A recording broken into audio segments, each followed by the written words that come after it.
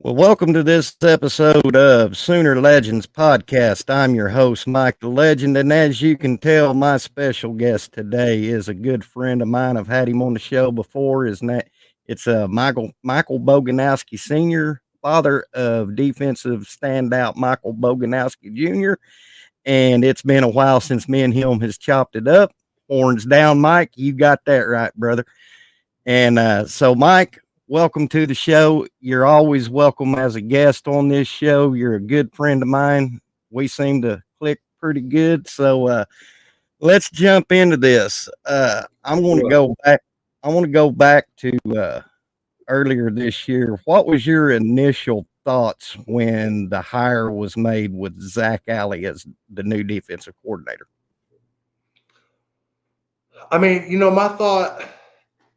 I was a big Ted Roof fan. I understood. I understood the move. Um, I, I built a little bit of a relationship with Coach Roof, Yeah. being down there. Yes. And I'm a big Zach Alley fan now. I've talked a couple times on business down there. He seems like a upstanding dude. It seems like he knows the defense and that he's going to put our guys in the right spots and just be that extension of Coach Venables on the defensive end. So that way Coach V can he can be the head coach and manage and not have to you know be Yeah. that Yeah. In defensive other D words, coordinator coach. yeah. Yeah, Coach V can now step into a CEO position and let his defensive guys and offensive guys work their Yeah, magic. I tell you, Mike. I mean, I thank God that now I you know Coach Roof better than I do. I've never met the man, and I was kind of hard on him, but that was just like knee jerk reaction, so to speak. And hmm but I do thank Ted Roof for his service coming into Oklahoma in time of need when we was gutted. I mean, and we needed to field together a team at that time when BB come in. So I do thank Coach Roof for his service. yeah, He got us going. But when yeah, when Zach was announced, and I went and checked him out, just what he did at Jacksonville State and his ties to Brent Venables, my jaw hit the floor because the main adjective I got out of what I read was this guy is Brent Venables mini me. hmm hmm And seeing the defensive production that he had at Jacksonville State got me excited. yeah. Yeah, and I think Coach Alley is going to do a great job. I think he's going to have our players in the right position to be successful. And he's just another extension of Coach Venables, which is a good thing in my opinion. He thinks like him. I mean, and I can't say just from my own two eyes, he has those mannerisms. He has those same voice inflections. I was lucky enough to sit in on the tail end of a meeting, and I just felt like there was two of the same people in there talking. So I mean, yeah, he does get that mini BV or BV clone Monica. Like it's it's true. Well, I try not to be too, like everybody says or whatever. But I mean, it's actually pretty spot on. yeah, and you know what? This is I'm an old Sooner fan, so coming. I think it was probably a week or two, maybe three into fall camp, and when I started hearing the reports come out of fall camp that the defense was staggeringly, overwhelmingly getting it done, so to Yeah, speak, dominating. yeah, I got excited because I reflected back to when Sam Bradford, his first year as hmm quarterback, because he redshirted his first year, yeah, and all of our news talk radio stations, our local news stations, they were saying, "Oh, Sam Bradford ain't ain't going to be it, blah, blah, blah, because the defense is dominate. Well, what did Sam do that year? He went out there and balled out and just won a little bitty trophy at the end of the year. Now, is Yeah. Jackson Arnold going to do that? No, but you know as good as I do that Brent and Zach Alley and them defensive coordinators, uh, they're throwing everything at Jackson, including the Mhm. kitchen sink, dishwasher, refrigerator, and Yep. I'm a type of guy that iron sharpens iron. So when Yep. Jackson goes into SEC play, he's going to be well seasoned. Yeah. Um, what a lot of people need to realize too is, in the spring, at the beginning of fall camp, the defense always has the upper hand. Um, it was that way when I played. It was that way before, I was ever in college, and it's just always going to be that way. I don't know exactly why. Maybe it has to be like, offensive line cohesion, timing of routes, just maybe that's what it is. And, defense, you can a little bit more of a pin your ears back and go. But I never get too worried. I'm not an overreactor.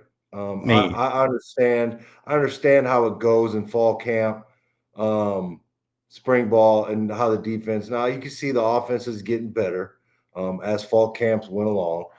Um, Jackson Arnold, man, he's so good. Like, yeah, I'm not worried about him.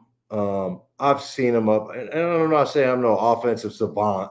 You know what I mean? hmm But but he's good. He's really good, and I've watched him. I've watched him a couple practices. He's got a great arm, man. He can make all the throws, and yeah, it just when he puts his back end into a throw, man, that ball pops out of there, and it's got a little zip. It's not the same type of zip you normally see. He's got some zip on the ball, yeah, and he's big. He's fast. I mean, he's gonna be just fine. He's gonna be just fine, and and, I, and he I'm not was worried. I'm not and worried. he wasn't the Gatorade Player of the Year for nothing, and a 5-star recruit out of Denton Geyer. I mean, Yeah, yeah. I mean, he's got all the credentials. He's yeah, he's got it all, and he's gonna be fine. yeah, He's got a good running game. He's got a tight end. He's got some great wide receivers, and they're going to be open. I mean, we know Nick Anderson is going to be open. We definitely know Deion Burks is getting open. Nobody's covering that dude. You know what I mean? And we get hopefully Farouk and Anthony on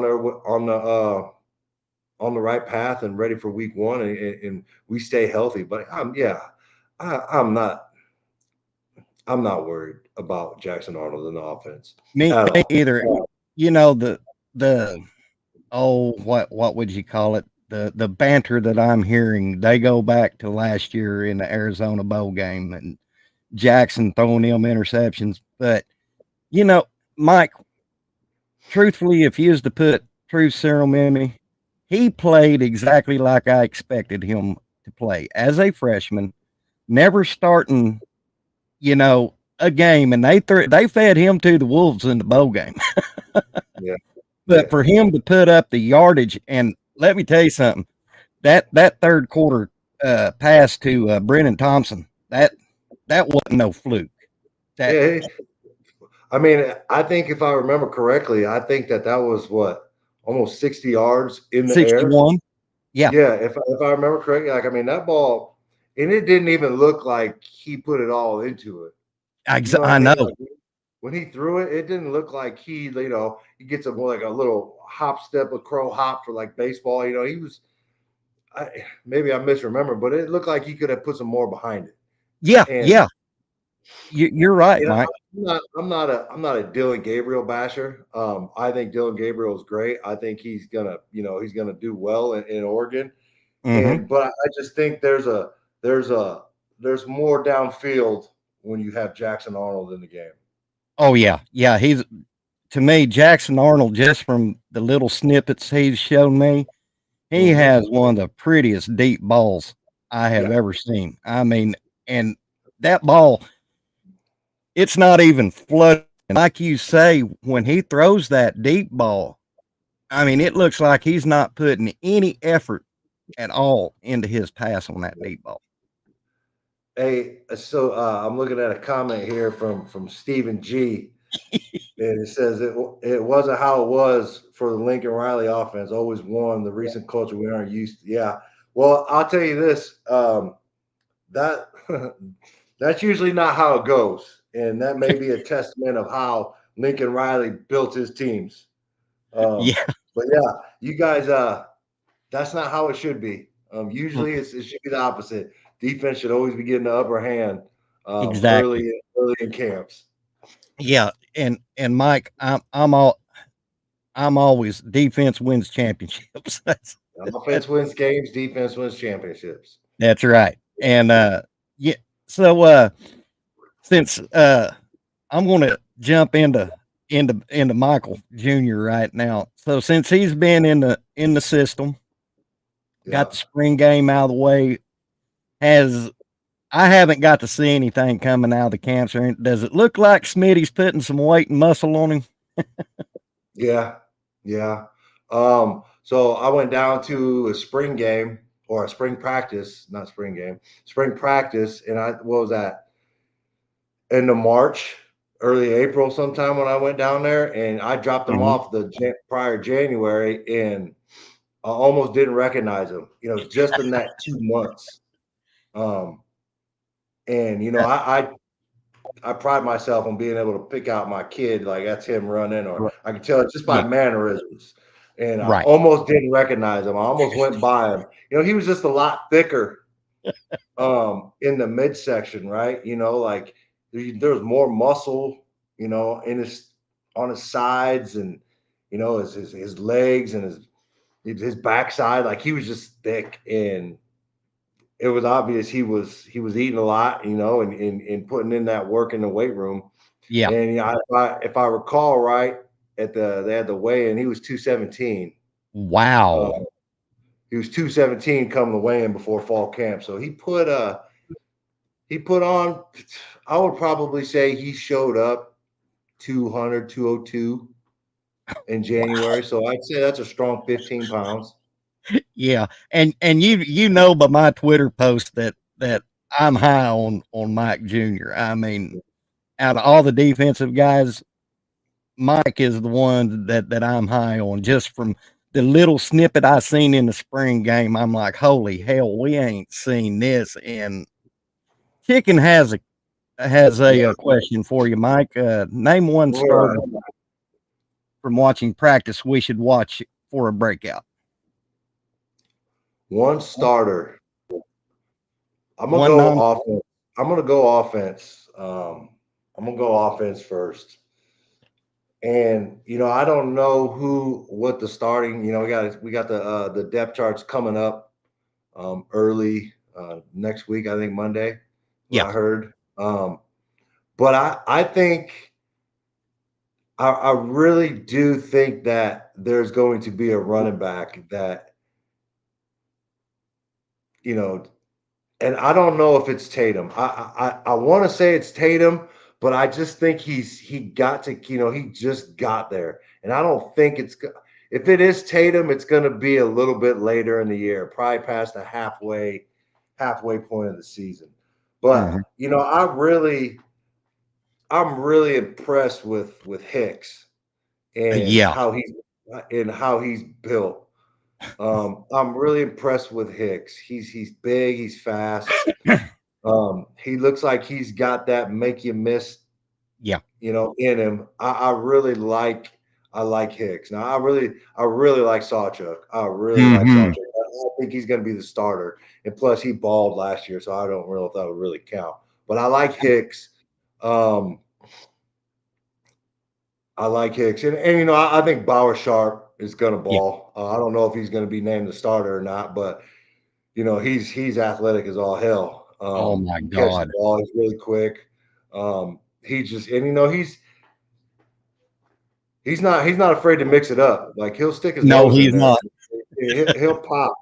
He'll pop. He's not afraid to bang. So I think that for my offense.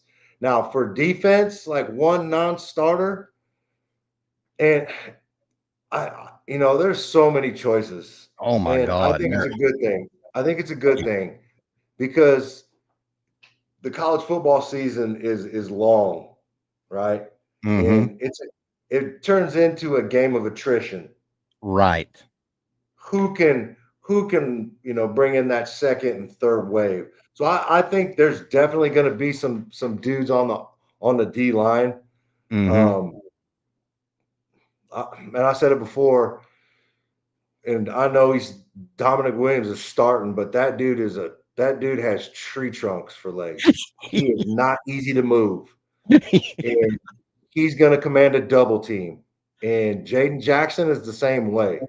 Yeah. So I'm looking forward to seeing what our linebackers do. So I think one of the breakouts is going to be a linebacker, um, Yeah. because they're going to be running free. Mm-hmm. They're going to have to double up front, and that just Right. that has somebody running free. Um, could be an Omasigo. It could be a Lewis Carter. Mm-hmm. I mean, it could be Kip.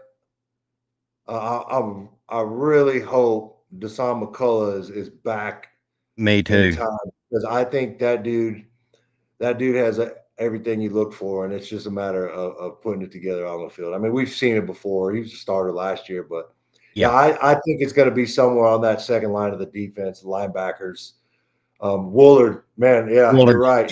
yeah. Woolard, I almost forgot about him. And that's the thing, man. It's so hard because we have so many dudes. Yeah. And Woolard's a big kid, man. He's a lot bigger than I thought. He's big and long, and he's going to That, wreak havoc off the edge. That's a good one. It was a good one, Stephen G. Props. I think yeah. that's a good one. And then you got Danny Okoye and Stoney and those guys, Yeah. They're gonna they're gonna they're gonna they're gonna get after it, man. It's gonna be great. I'm excited. Like I can't wait. I wish I could just wake up and drive down to Norman on Friday and be ready for the game. But yeah, I can't wait. There's gonna it's hard. That's a good question. That was a good question because it's hard because there's so yeah. many possibilities, and I couldn't just name one. Sorry, I didn't answer the question right. But there's No, not. no, you I can't. I don't think I could just pick one. If I had to pick one on offense, Bauer Sharp, and two, I think Kip might start. So I'm gonna go. I'm gonna go. This might be a hot take, and I didn't say his name earlier, but I think Jaron Canick's gonna have a good year. yeah, yeah, and all of us last year were so hard on Jaron Canick, including myself. But Mm-hmm. he's had another year in the system.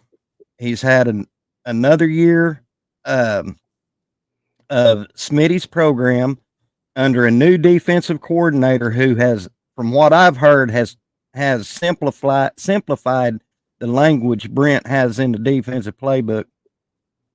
I'm I'm thinking Jaron's going to have a breakout year this year. He had some plays now. Yeah, He made some plays in the spring he game. did.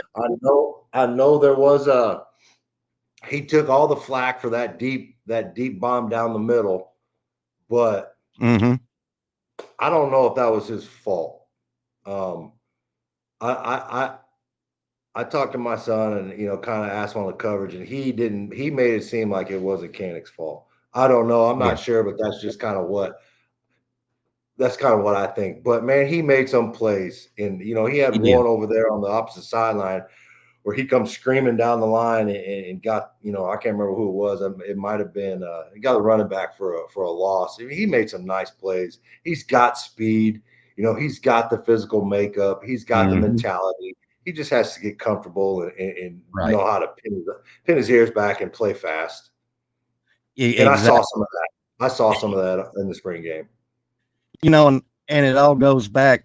All of it, especially us older Sooner fans and what have you, Mike. It has been so long since our defense has been talked about. I Yeah. mean, and you watched Oklahoma as pretty much forever. And you know that the bread and butter of Oklahoma was defense. And Mm-hmm. and we have been longing to see a defense. Well, in comes Brent Venables, year one, yeah. Then you start seeing a little bit of it last year. This year, I think that people's overlooking us. I they there's just too many variables. Uh, and like Chicken said, I want to see them hit so hard. I want to see snot bubbles. but I think but I we think there might be there'll be a couple dudes going into protocol. That's for sure. oh yeah, That's for sure. I've I been don't thinking it. think about it. I haven't been saying it, but when we play Temple next Friday, you might see an influx of patients at Norman Regional Hospital after the game's over. Yeah, I just hope I hope they're they're laying the boom. I hope they're form tackling Yeah, and keeping themselves safe, but still bringing that heat. And I hope we all get out. I hope all the players get out safe. But yeah, there's gonna be some collisions on Friday, and it's gonna be fun. oh yeah. And one thing I'm going to be paying attention to is maybe if they got this cleaned up from last year is them yards after catch, yak yards. Because we got even though we beat TCU last year, we got burned several times in the air. Yeah, and yeah, and but I'm a man who trusts the process. We got Zach Alley, we got Brandon Hall, we got Jay Valai, Zach Alley. I mean, I'm sure that that uh, come home games and SEC that Norman, Oklahoma is going to be a no flight zone. yeah, I just have yeah. I that. hope so. I hope so. I would love to see it. Anytime you can make an offense one dimensional, you're going to be successful.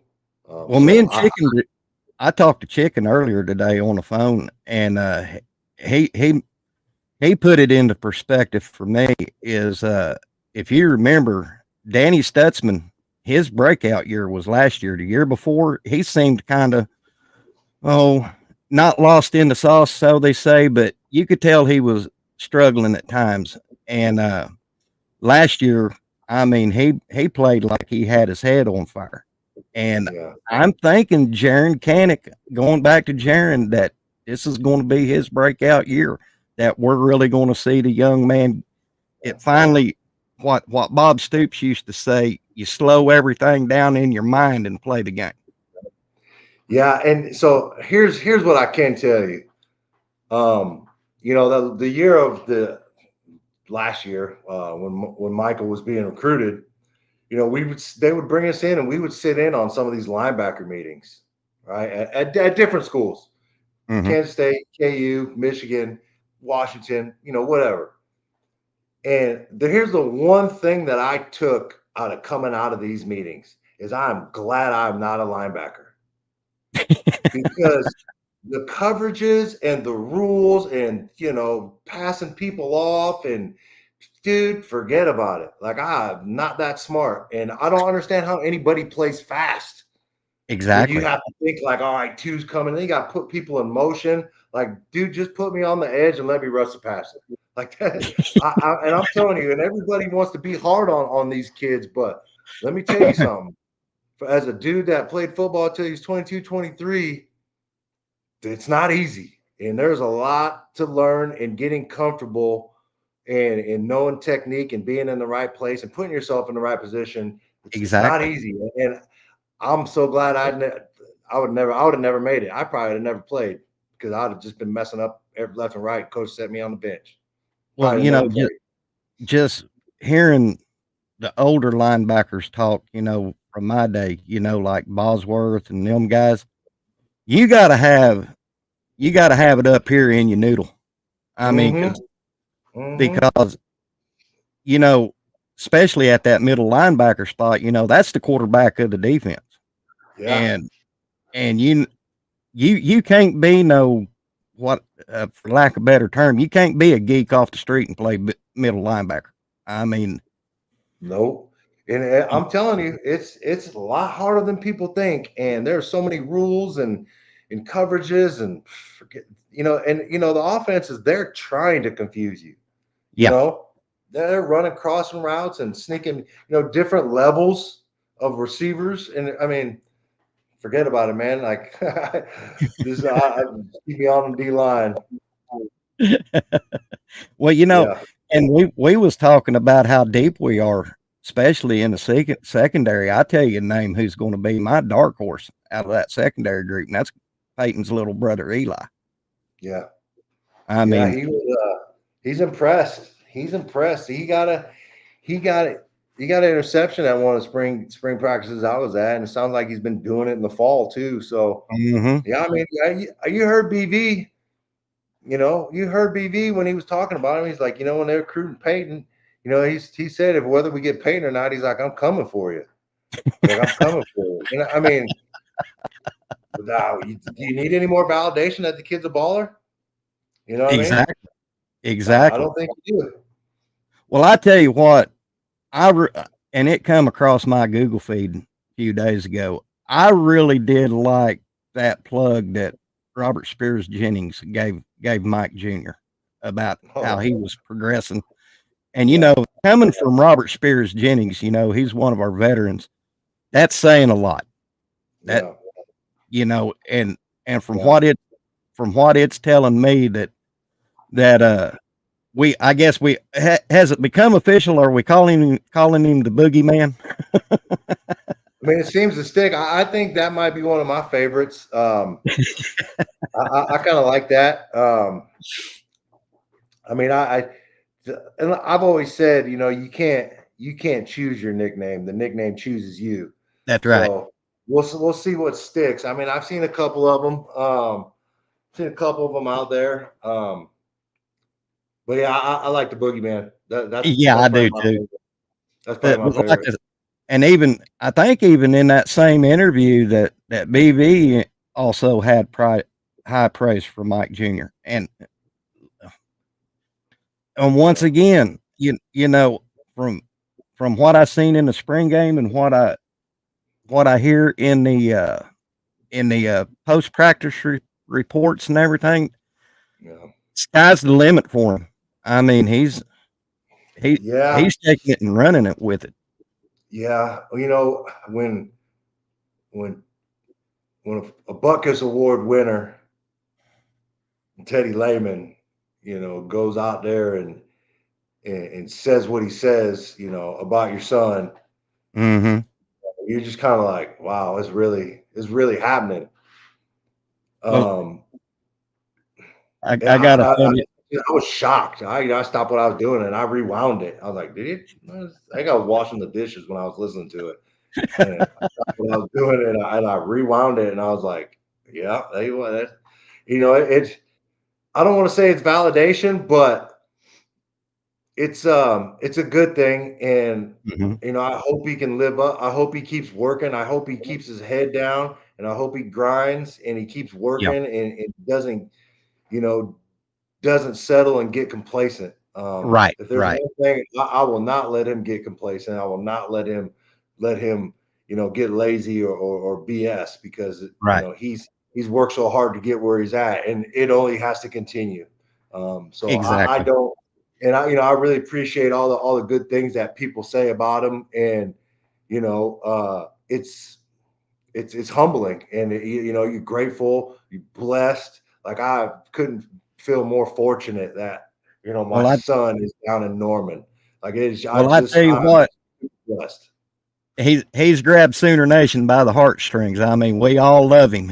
I mean, he's probably got more fans for him than he knows. Oh, Just, I hope so. I And mean, 'cause I think we're gonna there's I think you're gonna see more Sooner gear up here in Junction City. 20 minutes away from K-State. I think I've already noticed more Oklahoma stuff on cars than I ever have. So, hopefully we can turn the tide up here a little bit. well, one thing I'm proud of is last earlier this year is when Stutz and Bowman announced they were running it back for their last year, man. Because Yep. I've heard Stutz say that they had when he announced they had his locker cleaned out. Oh man, But, yeah. I mean, he could have. He could have. I think he'd have been. I think he'd be on a team for sure. yeah, I 100% think he'd be on a roster. He's too good, man. He's too big, too fast. He's good. and I seen his daddy play when his daddy played in college. His daddy wasn't no slouch. Yeah, yeah, yeah. I mean, it's in his genes. Sounds like he's got it in him. Oh yeah. Well, what did you think about finally? And before I mention this, people needs to lay off of Bill Bedenbow, Oh yeah, our O line. yeah, You know, who cares if you get a 5-star, which we got one in Michael Fasusi, but Creed Humphrey, who is now the highest paid center in the NFL, you got a right tackle and a left tackle who Bill Bedenbow coached. yeah, That is the highest paid right and left tackle in the NFL. You yeah. got Tyler Guyton, who went first round 27th pick to the Cowboys this year. I don't help me understand, Mike. I mean, does Bill Bedenbow? I haven't seen an O line coach in the entire NCAA develop O linemen like Bill Bedenbow has. Listen, the proof is in the numbers. Thank I mean, you. what else? Like, what else? What else do you need? Okay, yeah, okay. He hasn't been getting the 5 stars. Listen, there's only so many 5 stars to go around. You Exactly. know, and to be honest with you, I don't really put too much stock in rankings and those. You know, I don't. Um, I just if those dudes are so good at ranking and recruiting, like they would be a scout for an NFL team or whatever. I'm not saying Mhm. they don't know what they're looking at, but man, I just think that I don't pay attention to stars and rankings. I look at who's offered them. You know, Exactly. who's offered that kid. But I mean, Bill Bedenbaugh. I mean, come on, man. Like, yeah, you cannot bash Bill Bedenbaugh. Like, you No. can't talk crazy about Bill, the Zen master, right? Yeah. You can't. I mean, I'm lost for words because the dude just produces greatness, He and he's got does. 2 from the last line. You know, come Exactly. on. Yeah, Exactly. If you look at Tyler Guyton, when he transferred from TCU to Oklahoma, he was a defensive lineman. And Bill said, "Hey, I need something in you. You going to the O line, buddy." And yeah, and he developed him. I mean, yeah, yeah, I've been me and my best friend. Uh, we our little analogy for Bill Bedenbow is he can polish a turd and make it a diamond. yeah. He's that turd that floats. You know, he takes those turds that sink at the bottom and he makes them float. Right? Yeah. Like, that's what Bill does. But a stink ass cat, they were the 2 highest graded linemen. I think from week 1 and maybe Yes. week 2 of the preseason. Yes. Um, Yes. Guyton yep, and Walter Rouse. Walter Rouse. Yep. So, and here's the deal with Bill. Like, he's an old school coach. If you can't, pardon my language, if you can't take an ass reaming, you Yeah. probably don't want to play for him, right? Exactly. And if you're not getting your ass reamed, do you really want that person as your coach? I'm old school. I know. If somebody doesn't cuss me out, I just don't feel like I need to be around that coach or leader, and that's just me. And Yeah. that's one thing that I think I've done well with preparing my son with is I've always shot it to him straight, and I've given him the business when he needs the business to be given, That's and right. and I don't hesitate to hold back, and I'll cuss him out in a heartbeat. Maybe not ideal parenting, but hey, I'm a little old school, man. I'll put my Yeah. paws on you and I'll cuss you. You'll get in that grill and Yeah, yeah, yeah, it takes me back. I don't know if you've heard his story, but Barry Switzer, a legendary secondaries coach from 1973 to 1991. His name was Bobby Proctor. He was second, and he was a little bitty Irishman, about 5'4", 5'5".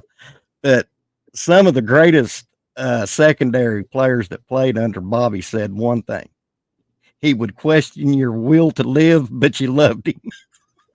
Yeah. And you know what? That's that's how it is, you know. You're not going to respect anybody if they're not giving you the business. If somebody's Exactly. just a total pushover and you're running them and they're supposed to be your teacher, coach, or whatever, and you're telling them what to do, you're not going to respect them. No. Listen, man, I was a drill sergeant down at Fort Benning, Georgia. Now it's Fort Moore for 3 years, and that's one thing that I learned: the meaner and the tougher you were on the kids, the more they respected you and the more they liked you. Oh, And so you was a those you those was a big DI drills. at a Fort Benning. Yeah, I was a drill sergeant at Fort Benning. Yeah, that's where What year Mike was you started. there? 2010 to 13. Oh, okay. I was in basic training from 87 to the last part of 88, and Oh, you yeah, gave me same here. PTSD talking about Fort Benning. Yeah, that's just the way it is. I don't know the dynamics. I'm not a psychologist or nothing like that, Right. but that's just what that is what it is. And even when I went through basic training, like the ones that scuffed me up and cussed me out or the toughest on me were the ones I respected. And Exactly. I still remember their names, you know? I still remember their names. Now all the other ones, no, I don't really remember their names, but the ones I liked and the ones I respected, Hmm. those were the ones. And Yeah, it's just the way it is. Can't be a powder we puff. we had some soldiers in our platoon that got a little bit of that wall to wall counseling. I Yeah. wasn't one of them, thank God. Yeah. But you're right. I mean, Yeah. I would have more respect for a hard ass, whether it Mhm. be soldiering or playing football. Yeah. I would not respect you if you wasn't grabbing my face mask, pulling me into you, and cussing me out. Yeah. You know, Now, that's is that the only way to be a coach and a leader? No. no, Um, but is there times when it needs to happen? Of course. You got to teach. You got to be able to. You got to be personal with them. You got to talk to them. But there's times when you need to put a boot in their butt, and exactly, that's just is what it is. and that's You can't always be the mean guy. You got to tear them down to build them back up. exactly, and that's how Bill Beatonbow coaches. And like I said, if there's a better O line coach in the NCAA, I ain't seen it because Yeah. I mean Bill's proof of putting guys in the NFL and getting paid and winning Super Bowls, it's there. Yep. It, Yeah. and but anyway, what did you think about us finally getting a 5-star offensive lineman, Michael? Um, you know, I, I, the dude's really good. He's really big and he's really athletic. And He is I think when you're looking at offensive linemen, and I think, I'm not worried about technique in a high school kid. I'm worried about, is he big? Is he agile? Can he run? Is he mean? Right. exactly. And I think Fasusi is all of those. Um, I'm not worried He, about technique because you're going to get taught the right way in college. But I mean, exactly. I think this offensive line class is going to Oh be God. great.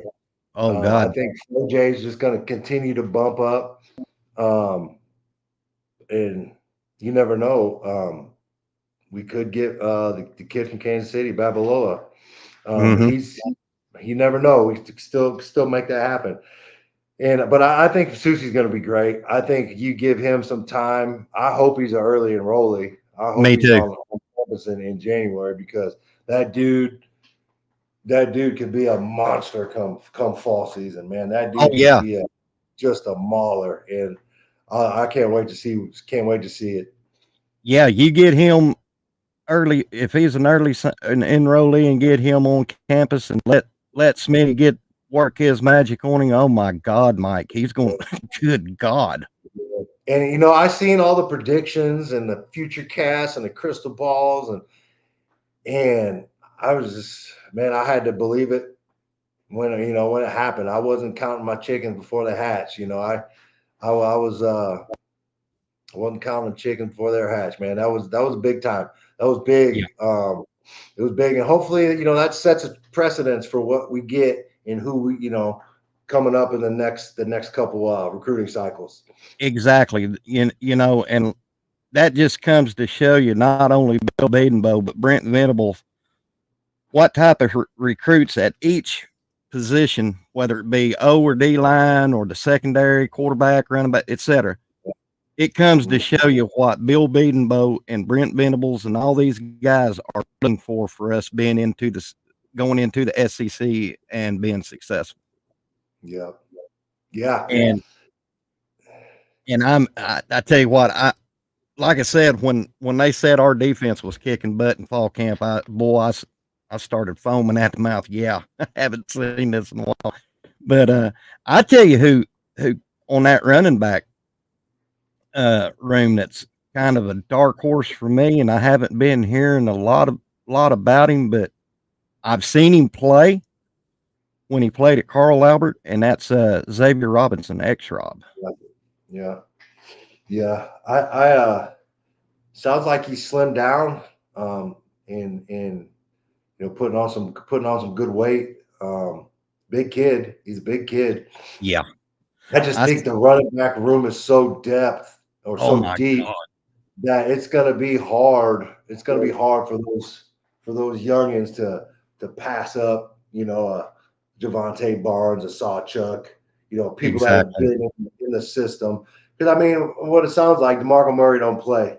You No, need to be able to run the ball. You need to be able to pass block and know what you're doing.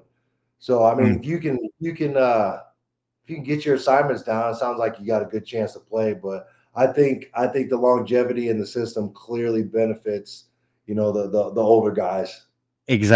exactly. And not only is the running back room deep, but good gosh, when you look at this wide receiver room up and down, even though we lost J Gibb, we Yeah, still got players. We still, yeah, Emmett Jones had, and Coop and Jay has always said this: give the man another raise. I mean, this yeah, guy is recruiting receivers at a very high level. yeah. He's kicking butt and taking names, isn't he? But Hmm. he's. I mean, he gets them on paper quick, doesn't he? His recruiting, he's probably already got 2027s. I mean, is he done? Does he 20 is 26? I'm sure he's probably got a couple Oh, 2026. he's still trying to reel them in, Mike. And this does this man ever sleep? Um, Yeah. I mean, but if you I mean, Oklahoma's got a history of producing, great wide receivers. Like, hmm he's Oklahoma almost recruits receivers itself just by looking at it. And I'm sure Emmett Jones is just lining them up and knocking them down, oh and yeah, and I agree with Sooner in Texas here. Every position room is deep on this team, deeper than I have seen in a long time. yeah, And and that's a fact. And you know, this is a problem you want to have yeah, because it's a great one. let's like say we're kicking butt in going into halftime. We can bring our twos will be whooping the one's ass on the opposing Yeah, player side. So yeah. I'm so are you going to be at the game next Friday, Mike? Oh, of course, wouldn't miss Oh it. yeah. Oh yeah. Wouldn't miss it. Is Michael going to get some playing time this year? Do you I, think? I I believe so. Yeah, I believe so. Um, they just got to take care of business. Yeah. You know, but I do believe so. I hope so. I mean, I haven't been told anything. It's just kind Yeah. of, hey, to be honest, like other than me being able to get to a couple practices here and there, like I'm just like everybody else, man. I'm Yeah. watching all the Sooner I wasn't content trying I to get can get. anything out of you, Mike. I just, No, I no, just, but I just being honest, like yeah. I watch all the Sooner content out there I can. My wife gets mad at me because I'm listening to it all day, every day. Um, but I mean, I hope so. I hope, I think there's going to be a lot of people, that a lot of players that get some time, and they got to take advantage of it, man, and show out. Hmm. You're right. Me and Coop, we had a show yesterday. I think you came in at the last Yeah. few minutes of it. And Hmm. Coop said it the best. We got the talent. We got the coaching staff in place. It's up to them now. It goes Yeah. back to that old saying: you can lead a horse to water, but you can't make them drink. It's up to Yeah. these guys now. But I have a great feeling going in, you know, and you're going to hear these trolls out there saying, "Well, we're going to be padding stats with Temple, Tulane, Eastern." I don't care. These are glorified scrimmages, if you will. I don't care. Yeah. This gives us a chance to go out and showcase. Hey, you play. This is what you're going to get. Yeah. You know, I'm one of those dudes that I don't tend to overlook anybody. Me Um, either. these dudes need to come out there and handle business because I definitely don't overlook Houston. No. Um, Oh no. and I definitely I'm not overlooking Tulane at all. Like I'm those. Granted, there's been some turnover, and the Tulane head coach was Willie Fritz is at Houston now. I mean, he's a hell of a ball coach, and I just in this day and age of college football, man, I don't want to overlook anybody, man, and I don't want to. They got to go handle their business and You play to know, their capabilities, not to the level of the competition. a And they should go out there and handle their business.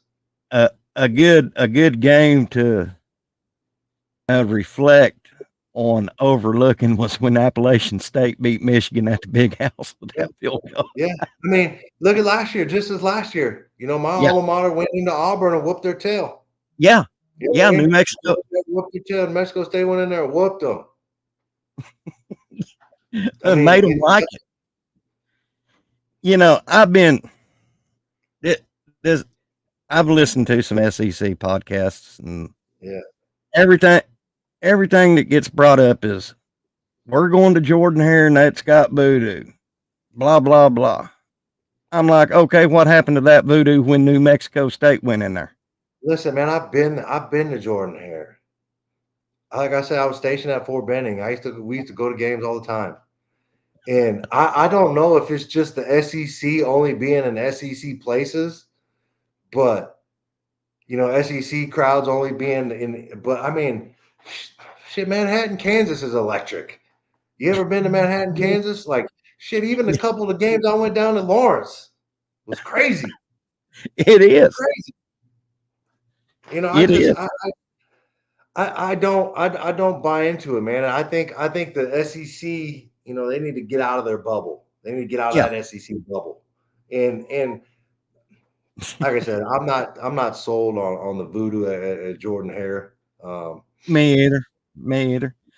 Stephen G wants to know, does Mike have a Smitty story yet? He hasn't told me any. Um, he hasn't told me any. He just, I mean, overall, and I hopefully I prepared him for this because I told him I'm like, whatever you think you're doing up here in Junction City and at the high school isn't going to be enough for when you get down to Coach Smitty in Oklahoma. I was like, so I'm like, just keep doing what you're doing, but just know that you're not going to be in the level of shape that they think you need to be, or Hmm. that they think you are going to be, because you're not, and it's going to suck. The first couple of weeks is going to suck, and you're going to think about quitting. And you got that little voice in your head saying you can't do it anymore. Just know that you can continue to keep doing it and keep getting after it, and just shut that off and go hard. And it whooped his butt, the first week or two, and he Hmm. started to realize that there's always more in the tank. Yeah. And that's that's part of what the Schmitty workouts are for, right? It's obviously to get you in shape, and Mhm. get you mentally in shape, because that's a real thing, whether people don't know about it or not. Like the mental aspect of physical exercise, it's real, and half the time people break mentally before they break physically, and Right. and he had to learn that. He had to learn that. Yeah, one of my favorite Smitty stories is from Teddy Lehman when he was late to one of his practices, Smitty's practices, and Smitty put him on a stairmaster and cranked it all the way up and said, "Sorry story there, big dog." And Teddy said he had to do the stairmaster for a couple hours, and he said it just whooped the hell out of Yeah, him. yeah. I can only imagine. I can only imagine some of the stories. Oh yeah, there's tons of them out there. You know, the the 2000 national championship team that some of them have said when Smitty first arrived with Coach Stoops that his first practice he was seeing these trash cans with garbage bags in them, and they was like, "What the hell's this?" After Hmm. about 30 minutes into Smitty's workouts, all of them was up chucking in those trash cans. And I'm pretty sure that happened to Mike early too. I'm pretty sure he uh, he gave up the ghost a little bit, a couple times. Yeah, I mean, you can only you know a person could be tough, but when you go through a Smitty workout, I heard you're going to puke.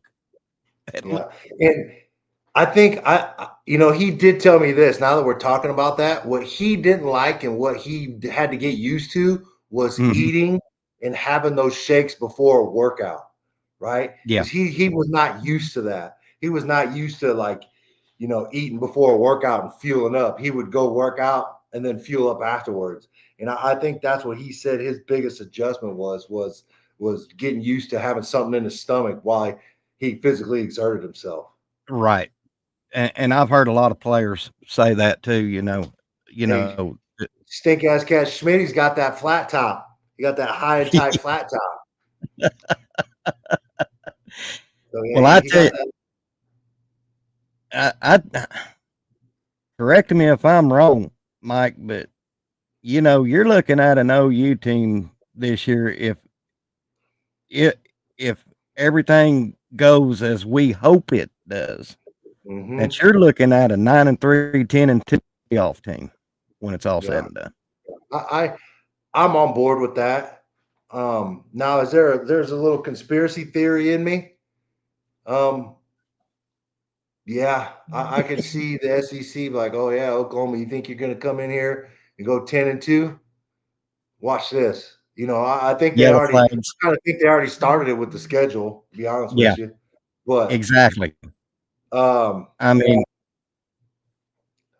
I think yeah, there's going to be some close games that we need a call or a ball to bounce our way, to get there. But you know, football has a weird way of rewarding you, and football has a weird way of making you pay. And I exa think the Oklahoma Sooners are doing everything the right way. And I can, they're putting in the work, practicing hard, dedicating themselves, and I hope the football gods reward us that way, and giving us a exactly. couple.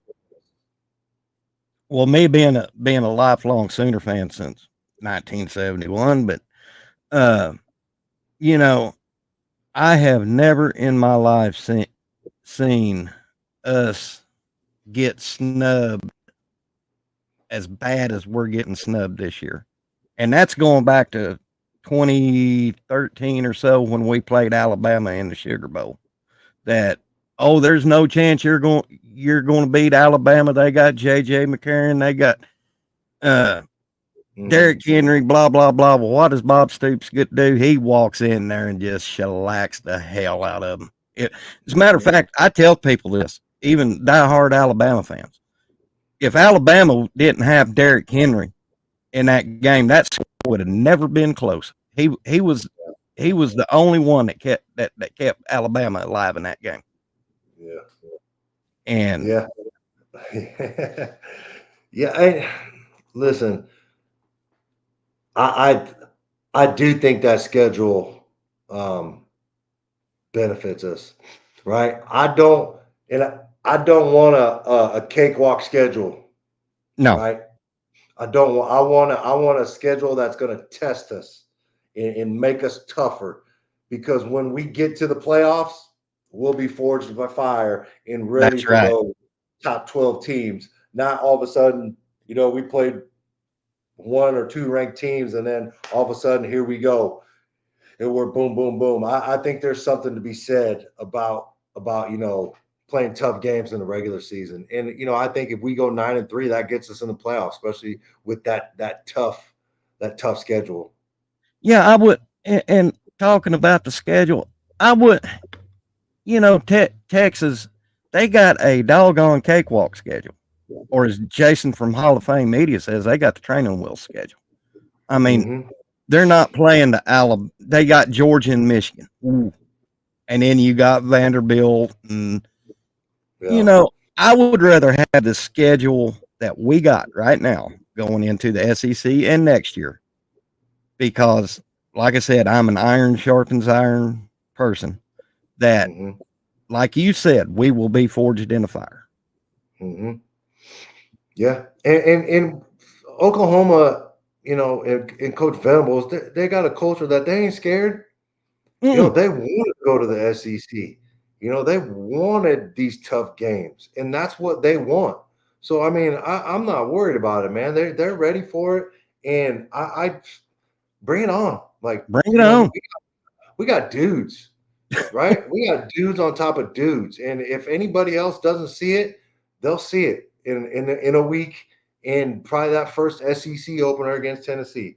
They're gonna see it, and their tone's gonna change, and the national media is going to have to eat some crow.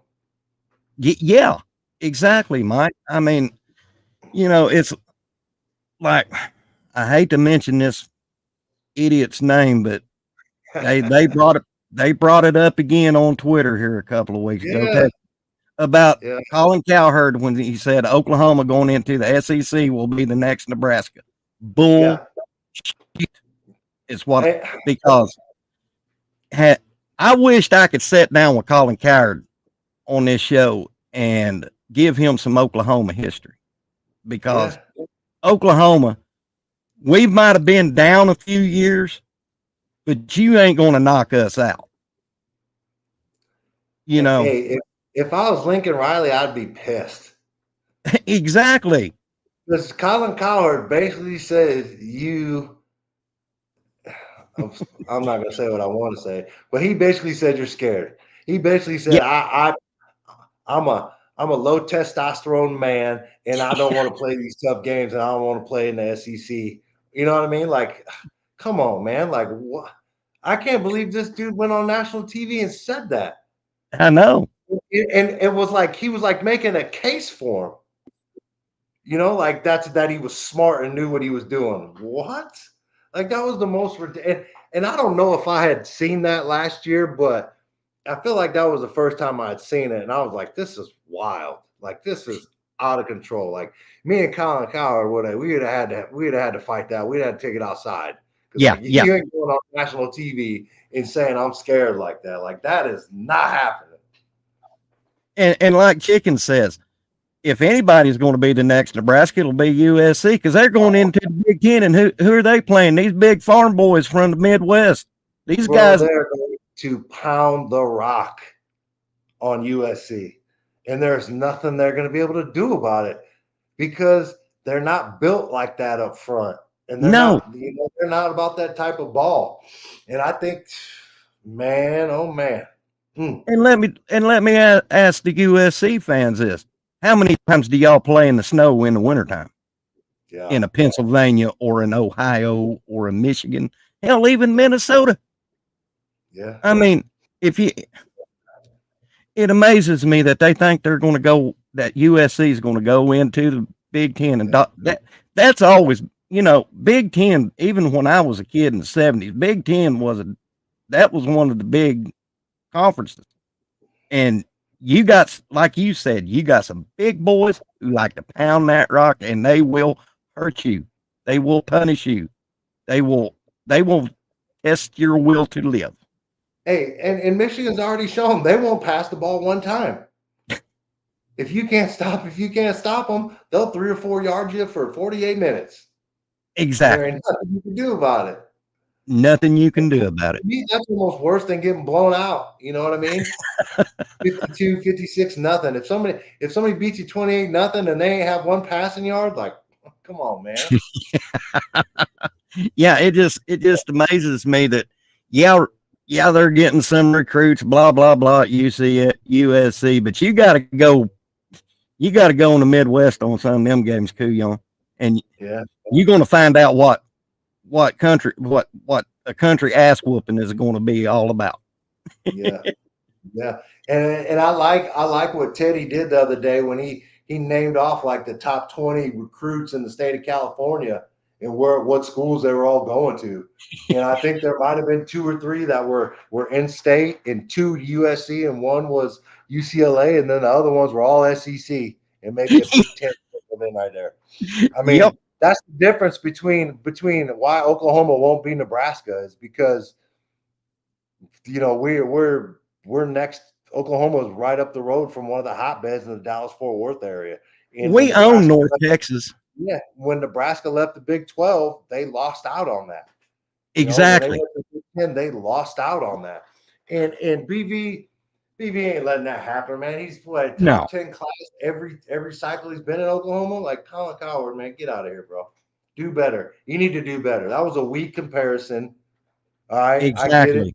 I get it, but that was weak. That was And, really weak. and And he's and Colin also said that we wasn't recruiting in-state talent. I mean, shit. Oklahoma's a small state, yeah, but we got some good in-state talent. yeah, That's why yeah. we go to North Texas. That's why we go to Florida. Mm-hmm. And but out of the in-state talent that we do get here in Oklahoma, Danny Okoye, now CJ CJ Nixon. Nixon out of Weatherford, Yeah, and yeah, and I'm going to be honest with you, BV right now recruiting in-state is making Mike Gundy kick rocks. yeah, yeah. So you know you can take that. Colin can take that in-state recruiting and shove it down his gullet because, like I said, we own North Texas. Yeah. Yeah. And Well, I mean, Oklahoma's a national brand. Like yeah, they can go anywhere. They can go yeah, anywhere and compete. our Um, our brand. I think it was chicken I was talking about with, you know, no, it was chicken and Bishop that I mentioned this to.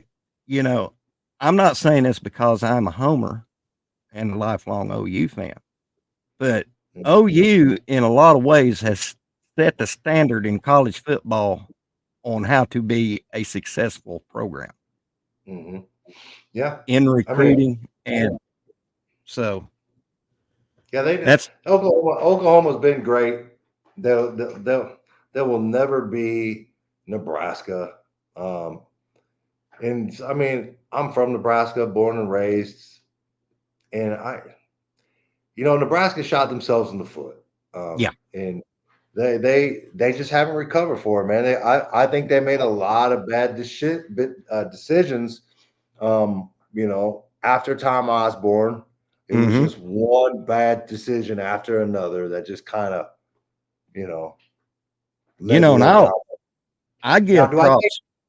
Yeah, go ahead. Go ahead. I give props where props were due. I was lucky enough to remember and be at a lot of them games in the '70s between Switzer and Osborne. Let me tell you what, Coach Osborne was probably one of the classiest coaches that you know, the man, the man was a genius. He was smart, but Mhm. never once did I ever hear him, you know, downgrade Barry Switzer in Oklahoma. Never Yeah, once. As big as that rivalry was. I, yeah, I heard him say in an interview one time, He said after Oklahoma went from I think it was a 6-1 to a 5-3 defense. He said, and they had the Selmans. He said they were unstoppable. Oklahoma showed us how to get better on offense to play against them. So, but like I said, Mike, for people like Colin Coward and all these other jerks out there, they don't. People who I said this to Chicken in a chat today. People who talk trash about Oklahoma don't know Oklahoma. Yeah. And this is what we bring. You've probably witnessed this. We got the 4 Bs: Benny, Bud, Barry, Bob, and Brent. That's 5. And when you look at those 4, they was all. So anyway, Mike, I appreciate you stopping by. And I got a request for you, if you'd like. All right. When you're not busy, would you like to co-host with me on the live streams? I mean, I could try. Just at your convenience. Yeah, I could try. Yeah, I know you're going to be busy coming up in football season with Mike going to games and everything. I understand that. But anytime, I'll just say, anytime that you see my live stream come on, I will have a link in your DM on your Twitter. Oh, Stephen G has a question for you. Are you excited for any games? Yeah, I'm excited. I'm excited for them all. I'm excited for Temple. I know a lot of people are kind of just like, yeah, but I'm super excited for Temple. I don't know if there's one that stands out any more than the others, but I'm looking forward to the Tennessee game. I'm looking forward to going to LSU and obviously getting down to Dallas for that one. But yeah, I'm man. Let me tell you something. I haven't been this excited for college football season since my last year of college football in 2001. So, I mean that I'm usually an NFL guy. Like my Saturdays are usually when I go do some hunting and fishing in the afternoons after my kids' games on Saturday morning. So I would catch a little college football, but I wasn't like in front of the TV. Like Sundays, I'll go to church, come home, clean up a little bit, get my fantasy lineup straight, and then I watch football the rest of the day. Yeah, Chicken wants to know if you've hung out with Stutzman's dad yet. Never met him. I haven't met him. Hopefully, I get to see him. I heard he's if he's anything like his son, he sounds like a good time. Oh yeah, his dad is top notch. Well, listen, Mike, I appreciate you stopping by the show, and like I said, it's always great having you. When I first had you on earlier this year, I was a little nervous because I was talking to a player's dad. So I hope that I seem more calm, relaxed, and know what I'm doing now. Yeah, there's no, hey man, I'm just a regular dude. Like I'll have a beer with you, take a shot or two if you want. Oh hell but yeah! Ain't nothing to be nervous about me, man. I'm just a regular guy.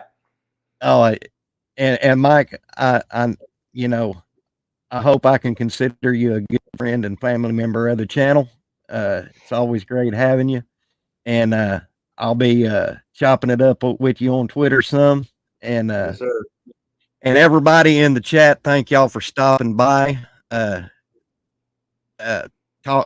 chatting with us and having a good time here. And I'm glad to be back after my long hiatus. I was fishing. The blue cat were calling me, but I'm going to be posting more now. So I'm back to doing my thing again. And all of y'all out there in the chat, love all of y'all. God bless y'all. Mike, you take care, brother. And we're going to slide out of here, my man. All right. Thanks. Appreciate you guys.